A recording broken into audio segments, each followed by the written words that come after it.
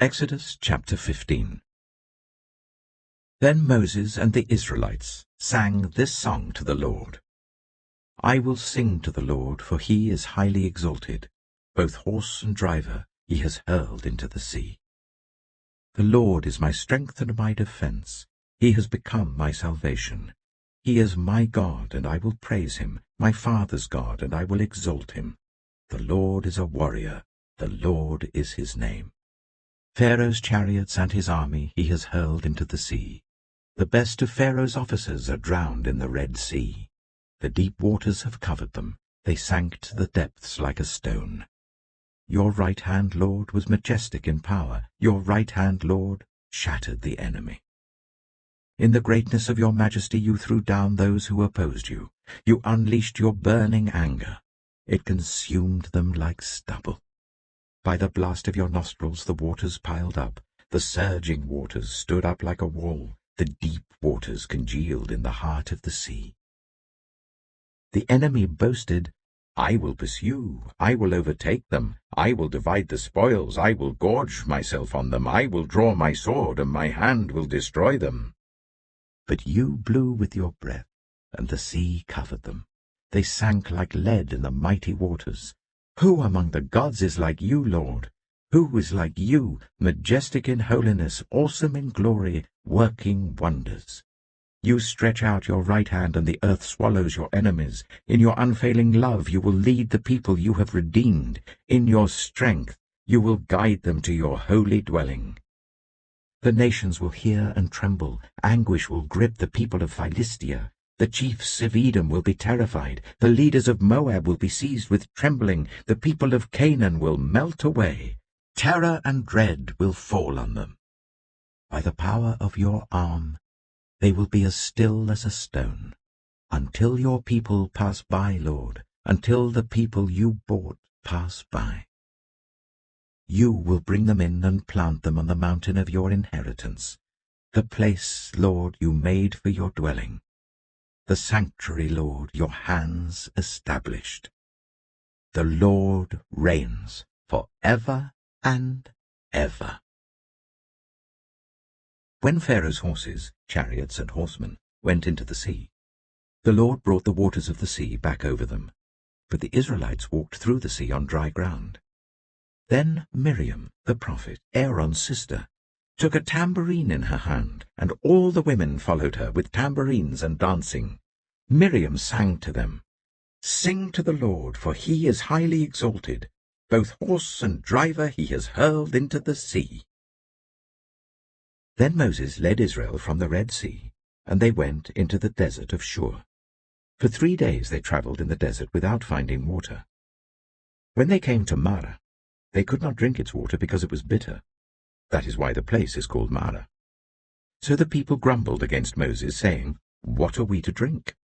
Then Moses cried out to the Lord, and the Lord showed him a piece of wood. He threw it into the water, and the water became fit to drink. There the Lord issued a ruling and instruction for them, and put them to the test. He said, If you listen carefully to the Lord your God, and do what is right in his eyes, if you pay attention to his commands and keep all his decrees, I will not bring on you any of the diseases I brought on the Egyptians, for I am the Lord who heals you. Then they came to Elim, where there were 12 springs and 70 palm trees, and they camped there near the water. Exodus chapter 16. The whole Israelite community set out from Elim and came to the desert of Sin, which is between Elim and Sinai, on the 15th day of the 2nd month after they had come out of Egypt. In the desert, the whole community grumbled against Moses and Aaron. The Israelites said to them, If only we had died by the Lord's hand in Egypt. There we sat round pots of meat and ate all the food we wanted. But you have brought us out into this desert to starve this entire assembly to death. Then the Lord said to Moses, I will rain down bread from heaven for you. The people are to go out each day and gather enough for that day. In this way I will test them and see whether they will follow my instructions. On the 6th day they are to prepare what they bring in, and that is to be twice as much as they gather on the other days. So Moses and Aaron said to all the Israelites, "In the evening you will know that it was the Lord who brought you out of Egypt. And in the morning you will see the glory of the Lord, because he has heard your grumbling against him. Who are we that you should grumble against us?"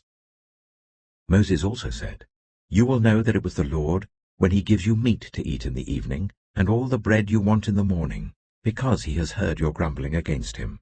Who are we? You are not grumbling against us, but against the Lord."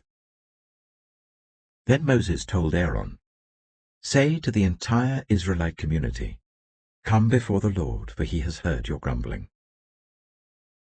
While Aaron was speaking to the whole Israelite community, they looked towards the desert, and there was the glory of the Lord appearing in the cloud. The Lord said to Moses, "I have heard the grumbling of the Israelites. Tell them, at twilight you will eat meat, and in the morning you will be filled with bread. Then you will know that I am the Lord your God." That evening quail came and covered the camp, and in the morning there was a layer of dew around the camp. When the dew was gone, thin flakes like frost on the ground appeared on the desert floor. When the Israelites saw it, they said to each other, "What is it?" For they did not know what it was. Moses said to them, "It is the bread the Lord has given you to eat. This is what the Lord has commanded. Everyone is to gather as much as they need. Take an omer for each person you have in your tent." The Israelites did as they were told. Some gathered much, some little. And when they measured it by the omer, the one who gathered much did not have too much, and the one who gathered little did not have too little. Everyone had gathered just as much as they needed. Then Moses said to them, "No one is to keep any of it until morning." However, some of them paid no attention to Moses. They kept part of it until morning, but it was full of maggots and began to smell. So Moses was angry with them. Each morning, everyone gathered as much as they needed, and when the sun grew hot, it melted away. On the 6th day, they gathered twice as much, 2 omers for each person. And the leaders of the community came and reported this to Moses. He said to them, "This is what the Lord commanded. Tomorrow is to be a day of Sabbath rest, a holy Sabbath to the Lord. So bake what you want to bake and boil what you want to boil. Save whatever is left and keep it until morning." So they saved it until morning as Moses commanded, and it did not stink or get maggots in it. "Eat it today," Moses said, "because today is a Sabbath to the Lord. You will not find any of it on the ground today. 6 days you are to gather it, but on the 7th day, the Sabbath, there will not be any." Nevertheless, some of the people went out on the 7th day to gather it, but they found none. Then the Lord said to Moses, "How long will you refuse to keep my commands and my instructions? Bear in mind that the Lord has given you the Sabbath. That is why on the 6th day he gives you bread for 2 days. Everyone is to stay where they are on the 7th day. No one is to go out." So the people rested on the 7th day. The people of Israel called the bread manna. It was white like coriander seed, and tasted like wafers made with honey. Moses said, "This is what the Lord has commanded. Take an omer of manna, and keep it for the generations to come, so that they can see the bread I gave you to eat in the wilderness when I brought you out of Egypt." So Moses said to Aaron, "Take a jar, and put an omer of manna in it. Then place it before the Lord to be kept for the generations to come." As the Lord commanded Moses, Aaron put the manna with the tablets of the covenant law that it might be preserved. The Israelites ate manna for 40 years, until they came to a land that was settled. They ate manna until they reached the border of Canaan. An omer is 1/10 of an ephah. Exodus chapter 17. The whole Israelite community set out from the desert of Sin, traveling from place to place as the Lord commanded. They camped at Rephidim, but there was no water for the people to drink. So they quarreled with Moses and said, "Give us water to drink." Moses replied, "Why do you quarrel with me? Why do you put the Lord to the test?" But the people were thirsty for water there, and they grumbled against Moses. They said, Why did you bring us up out of Egypt to make us and our children and our livestock die of thirst?" Then Moses cried out to the Lord, "What am I to do with these people? They are almost ready to stone me." The Lord answered Moses, "Go out in front of the people. Take with you some of the elders of Israel, and take in your hand the staff with which you struck the Nile, and go. I will stand there before you by the rock at Horeb. Strike the rock, and water will come out of it for the people to drink." So Moses did this in the sight of the elders of Israel. And he called the place Massah and Meribah, because the Israelites quarreled, and because they tested the Lord, saying, "Is the Lord among us or not?" The Amalekites came and attacked the Israelites at Rephidim. Moses said to Joshua, "Choose some of our men and go out to fight the Amalekites. Tomorrow I will stand on top of the hill with the staff of God in my hands." So Joshua fought the Amalekites as Moses had ordered, and Moses, Aaron, and Hur went to the top of the hill. As long as Moses held up his hands, the Israelites were winning, but whenever he lowered his hands, the Amalekites were winning. When Moses' hands grew tired, they took a stone and put it under him, and he sat on it. Aaron and Hur held his hands up, one on one side, one on the other, so that his hands remained steady till sunset. So Joshua overcame the Amalekite army with the sword. Then the Lord said to Moses, "Write this on a scroll, as something to be remembered, and make sure that Joshua hears it, because I will completely blot out the name of Amalek from under heaven." Moses built an altar and called it, "The Lord is my banner." He said, "Because hands were lifted up against the throne of the Lord will be at war against the Amalekites from generation to generation."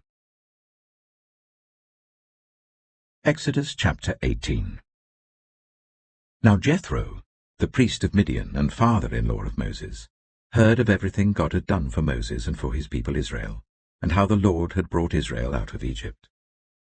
After Moses had sent away his wife Zipporah, his father-in-law Jethro received her and her 2 sons. One son was named Gershom, for Moses said, "I have become a foreigner in a foreign land." And the other was named Eleazar, for he said, "My father's God was my helper. He saved me from the sword of Pharaoh." Jethro, Moses' father-in-law, together with Moses' sons and wife, came to him in the wilderness where he was camped near the mountain of God. Jethro had sent word to him, "I, your father-in-law Jethro, am coming to you with your wife and her 2 sons." So Moses went out to meet his father-in-law and bowed down and kissed him. They greeted each other and then went into the tent. Moses told his father-in-law about everything the Lord had done to Pharaoh and the Egyptians for Israel's sake, and about all the hardships they had met along the way, and how the Lord had saved them. Jethro was delighted to hear about all the good things the Lord had done for Israel, in rescuing them from the hand of the Egyptians. He said, "Praise be to the Lord, who rescued you from the hand of the Egyptians and of Pharaoh, and who rescued the people from the hand of the Egyptians. Now I know that the Lord is greater than all other gods, for he did this to those who had treated Israel arrogantly." Then Jethro, Moses' father-in-law, brought a burnt offering and other sacrifices to God. And Aaron came with all the elders of Israel to eat a meal with Moses' father-in-law in the presence of God. The next day, Moses took his seat to serve as judge for the people, and they stood round him from morning till evening. When his father-in-law saw all that Moses was doing for the people, he said, "What is this you are doing for the people? Why do you alone sit as judge, while all these people stand round you from morning till evening?"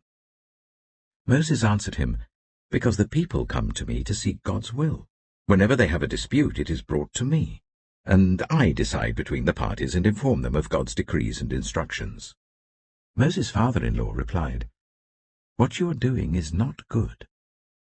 You and these people who come to you will only wear yourselves out. The work is too heavy for you. You cannot handle it alone. Listen now to me, and I will give you some advice, and may God be with you. You must be the people's representative before God and bring their disputes to him. Teach them his decrees and instructions, and show them the way they are to live and how they are to behave. But select capable men from all the people, men who fear God, trustworthy men who hate dishonest gain, and appoint them as officials over thousands, hundreds, fifties, and tens.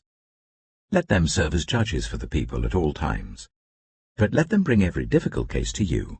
The simple cases they can decide themselves.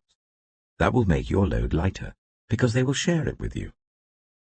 If you do this, and God so command, you will be able to stand the strain, and all these people will go home satisfied. Moses listened to his father-in-law and did everything he said. He chose capable men from all Israel and made them leaders of the people, officials over thousands, hundreds, fifties, and tens. They served as judges for the people at all times.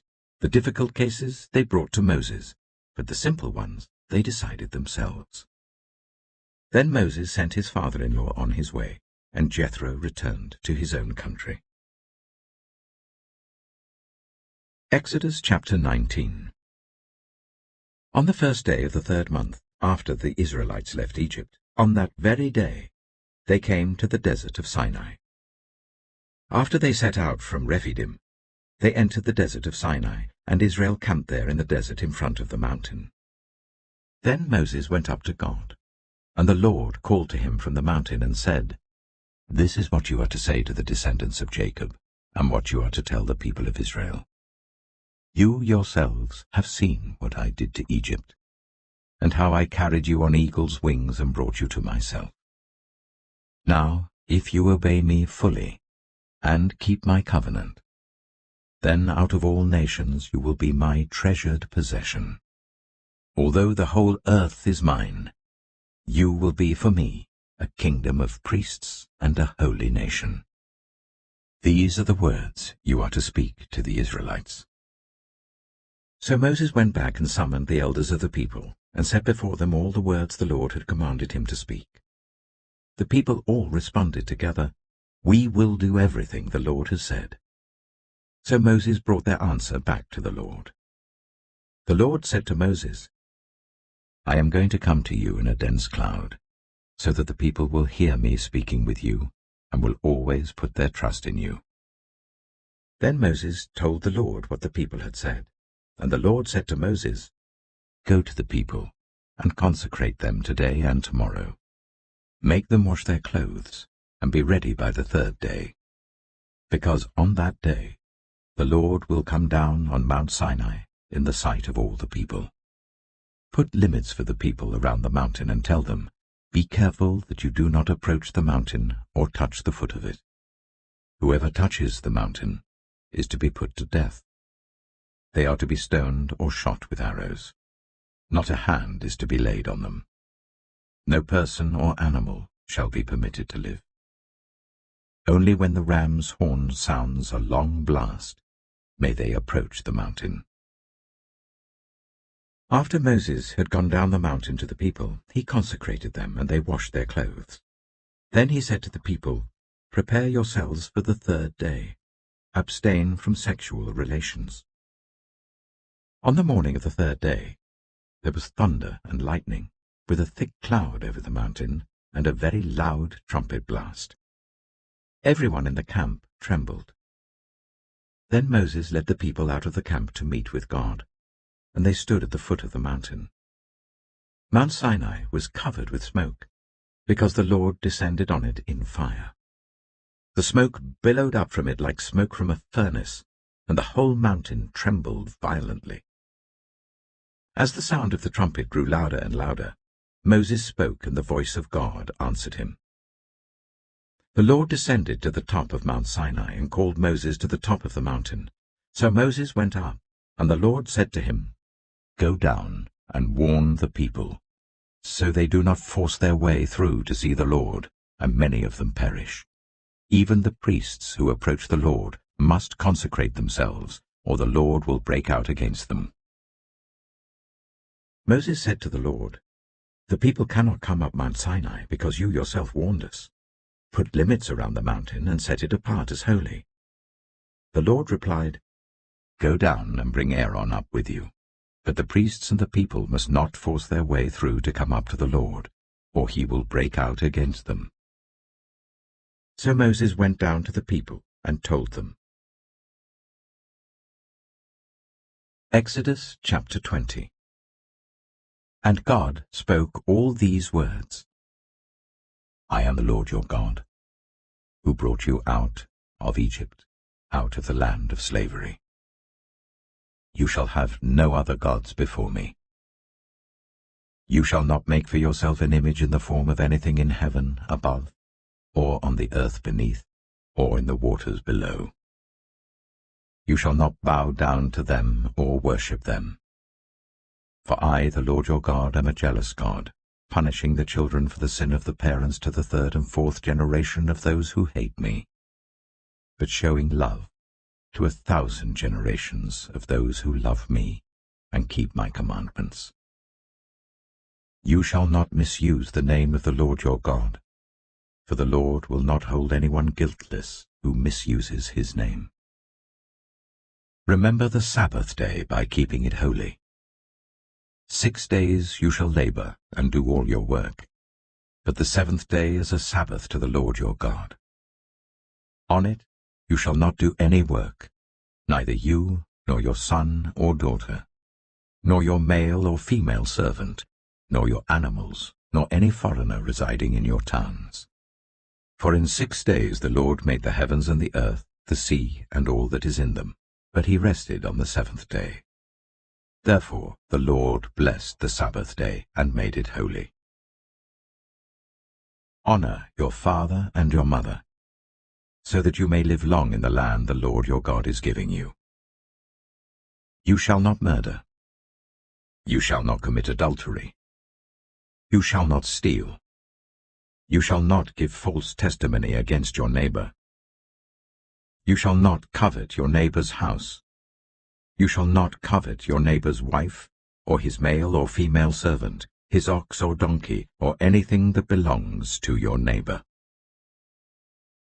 When the people saw the thunder and lightning and heard the trumpet and saw the mountain in smoke, they trembled with fear. They stayed at a distance and said to Moses, Speak to us yourself, and we will listen. But do not let God speak to us, or we will die. Moses said to the people, Do not be afraid. God has come to test you, so that the fear of God will be with you, to keep you from sinning. The people remained at a distance, while Moses approached the thick darkness where God was. Then the Lord said to Moses, Tell the Israelites this. You have seen for yourselves that I have spoken to you from heaven.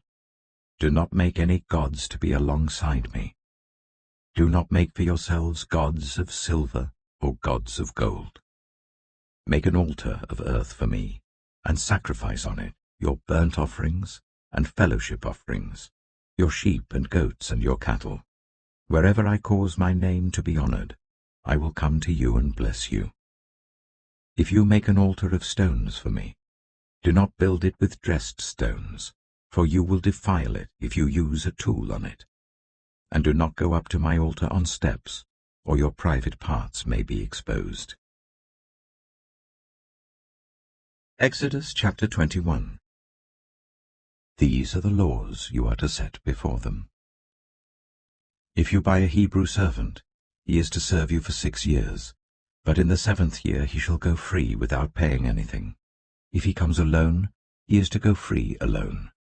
But if he has a wife when he comes, she is to go with him. If his master gives him a wife and she bears him sons or daughters, the woman and her children shall belong to her master, and only the man shall go free. But if the servant declares, I love my master and my wife and children, and do not want to go free, then his master must take him before the judges. He shall take him to the door, or the doorpost, and pierce his ear with an awl. Then he will be his servant for life. If a man sells his daughter as a servant, she is not to go free as male servants do. If she does not please the master who has selected her for himself, he must let her be redeemed. He has no right to sell her to foreigners, because he has broken faith with her. If he selects her for his son, he must grant her the rights of a daughter. If he marries another woman, he must not deprive the first one of her food, clothing, and marital rights. If he does not provide her with these 3 things, she is to go free without any payment of money. Anyone who strikes a person with a fatal blow is to be put to death. However, if it is not done intentionally, but God lets it happen, they are to flee to a place I will designate. But if anyone schemes and kills someone deliberately, that person is to be taken from my altar and put to death. Anyone who attacks their father or mother is to be put to death. Anyone who kidnaps someone is to be put to death, whether the victim has been sold or is still in the kidnapper's possession. Anyone who curses their father or mother is to be put to death. If people quarrel and one person hits another with a stone or with their fist, and the victim does not die but is confined to bed, the one who struck the blow will not be held liable if the other can get up and walk around outside with a staff. However, the guilty party must pay the injured person for any loss of time and see that the victim is completely healed. Anyone who beats their male or female slave with a rod must be punished if the slave dies as a direct result. But they are not to be punished if the slave recovers after a day or 2, since the slave is their property. If people are fighting and hit a pregnant woman and she gives birth prematurely, but there is no serious injury, the offender must be fined whatever the woman's husband demands and the court allows. But if there is serious injury, you are to take life for life, eye for eye, tooth for tooth, hand for hand, foot for foot, burn for burn, wound for wound, bruise for bruise. An owner who hits a male or female slave in the eye and destroys it must let the slave go free to compensate for the eye. And an owner who knocks out the tooth of a male or female slave must let the slave go free to compensate for the tooth. If a bull gores a man or woman to death, the bull is to be stoned to death, and its meat must not be eaten. But the owner of the bull will not be held responsible. If, however, the bull has had the habit of goring, and the owner has been warned but has not kept it penned up, and it kills a man or woman, the bull is to be stoned, and its owner also is to be put to death. However, if payment is demanded, the owner may redeem his life by the payment of whatever is demanded. This law also applies if the bull gores a son or a daughter. If the bull gores a male or female slave, the owner must pay 30 shekels of silver to the master of the slave, and the bull is to be stoned to death. If anyone uncovers a pit, or digs one and fails to cover it and an ox or donkey falls into it, the one who opened the pit must pay the owner for the loss and take the dead animal in exchange. If anyone's bull injures someone else's bull and it dies, the 2 parties are to sell the live one and divide both the money and the dead animal equally. However, if it was known that the bull had the habit of goring, yet the owner did not keep it penned up, the owner must pay animal for animal and take the dead animal in exchange. Exodus chapter 22. Whoever steals an ox or a sheep and slaughters it, or sells it, must pay back 5 head of cattle for the ox and 4 sheep for the sheep. If a thief is caught breaking in at night and is struck a fatal blow, the defender is not guilty of bloodshed. But if it happens after sunrise, the defender is guilty of bloodshed. Anyone who steals must certainly make restitution. But if they have nothing, they must be sold to pay for their theft. If the stolen animal is found alive in their possession, whether ox or donkey or sheep, they must pay back double. If anyone grazes their livestock in a field or vineyard, and lets them stray and they graze in someone else's field, the offender must make restitution from the best of their own field or vineyard. If a fire breaks out and spreads into thorn bushes, so that it burns sheaves of corn or standing corn or the whole field, the one who started the fire must make restitution. If anyone gives a neighbor silver or goods for safekeeping and they are stolen from the neighbor's house, The thief, if caught, must pay back double. But if the thief is not found, the owner of the house must appear before the judges, and they must determine whether the owner of the house has laid hands on the other person's property. In all cases of illegal possession of an ox, a donkey, a sheep, a garment, or any other lost property about which somebody says, "This is mine," both parties are to bring their cases before the judges. The one whom the judges declare guilty must pay back double to the other. If anyone gives a donkey, an ox, a sheep, or any other animal to their neighbor for safekeeping, and it dies, or is injured, or is taken away while no one is looking, the issue between them will be settled by the taking of an oath before the Lord, that the neighbor did not lay hands on the other person's property. The owner is to accept this, and no restitution is required. But if the animal was stolen from the neighbor, restitution must be made to the owner. If it was torn to pieces by a wild animal, the neighbor shall bring in the remains as evidence, and shall not be required to pay for the torn animal. If anyone borrows an animal from their neighbor, and it is injured or dies while the owner is not present, they must make restitution. But if the owner is with the animal, the borrower will not have to pay. If the animal was hired, the money paid for the hire covers the loss. If a man seduces a virgin who is not pledged to be married and sleeps with her, he must pay the bride price, and she shall be his wife. If her father absolutely refuses to give her to him, he must still pay the bride price for virgins. Do not allow a sorceress to live.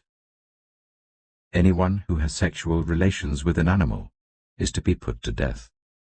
Whoever sacrifices to any god other than the Lord must be destroyed. Do not ill-treat or oppress a foreigner, for you were foreigners in Egypt. Do not take advantage of the widow or the fatherless. If you do, and they cry out to me, I will certainly hear their cry. My anger will be aroused, and I will kill you with the sword. Your wives will become widows, and your children fatherless.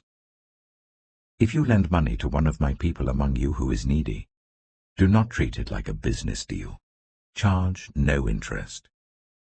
If you take your neighbor's cloak as a pledge, return it by sunset, because that cloak is the only covering your neighbor has. What else can they sleep in? When they cry out to me, I will hear, for I am compassionate. Do not blaspheme God or curse the ruler of your people. Do not hold back offerings from your granaries or your vats. You must give me the firstborn of your sons. Do the same with your cattle and your sheep. Let them stay with their mothers for 7 days, but give them to me on the 8th day. You are to be my holy people. So do not eat the meat of an animal torn by wild beasts. Throw it to the dogs.